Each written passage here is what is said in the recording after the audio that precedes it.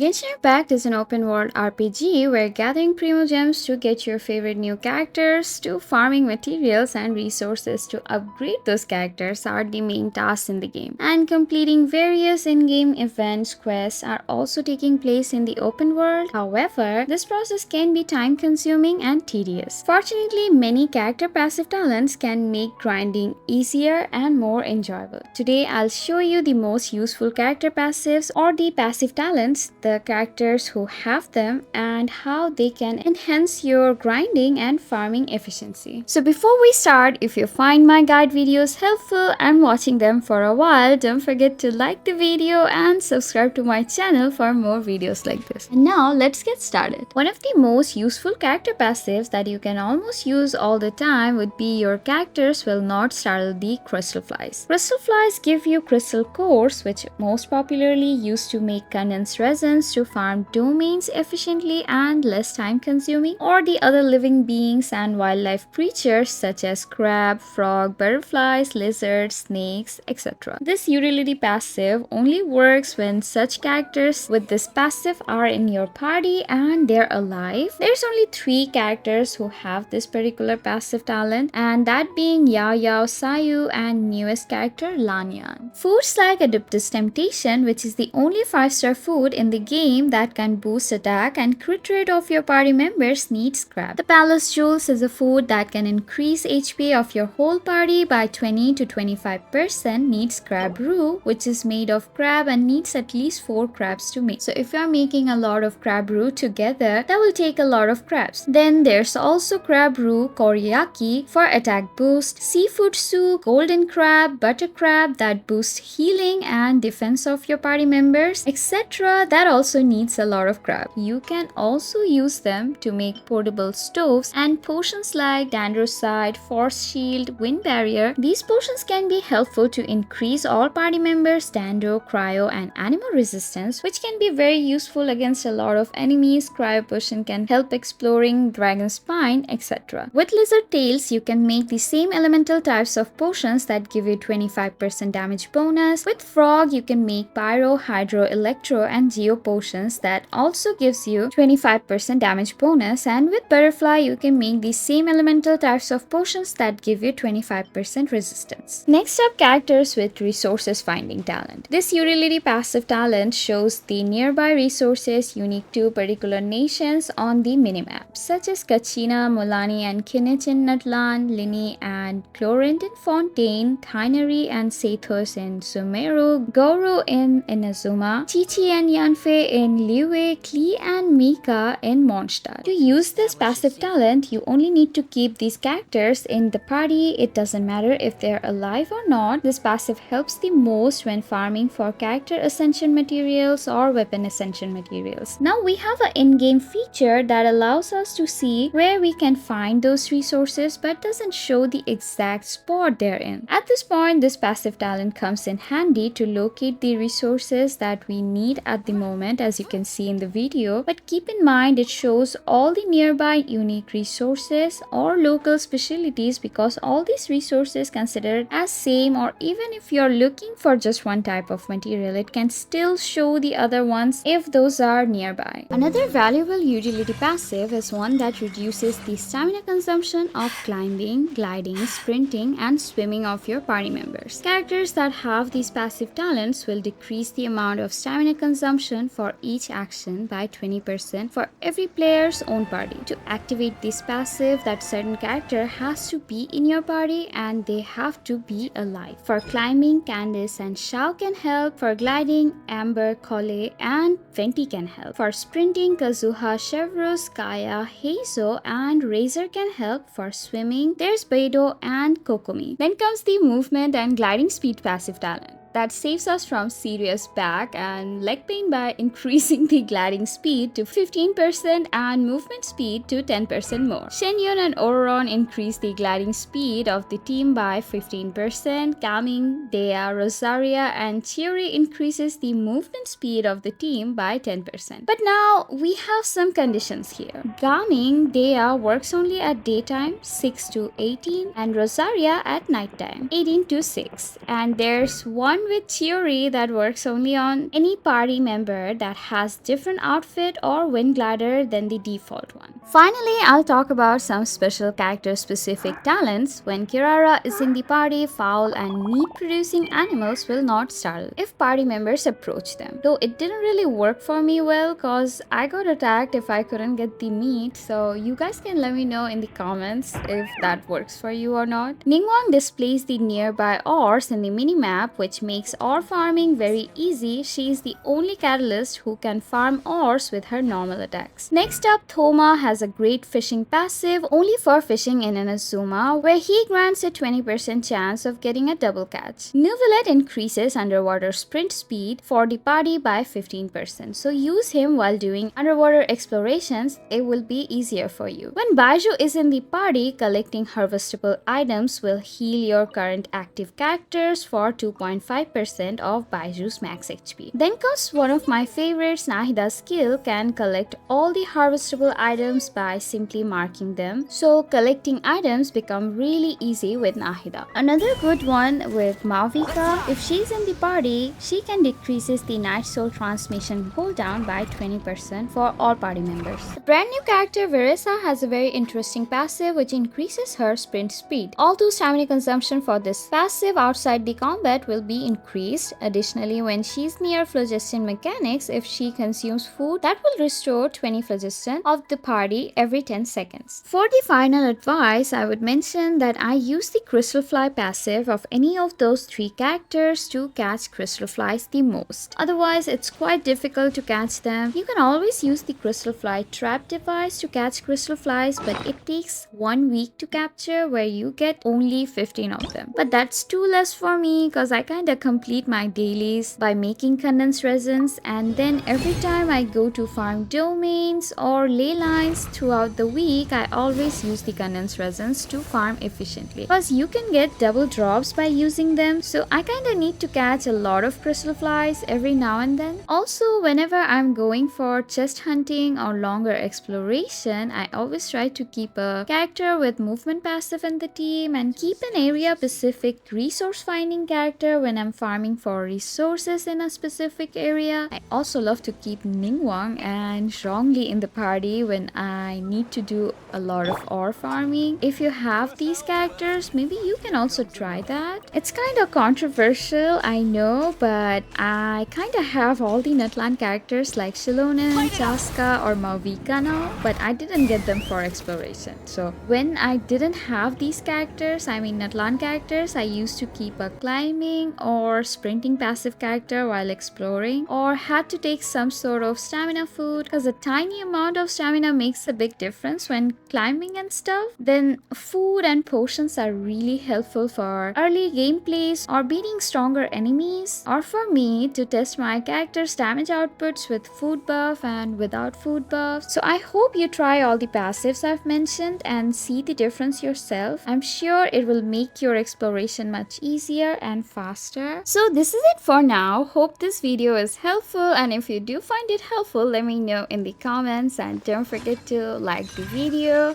and subscribe to my channel, and I'll see you guys in my next. Bye!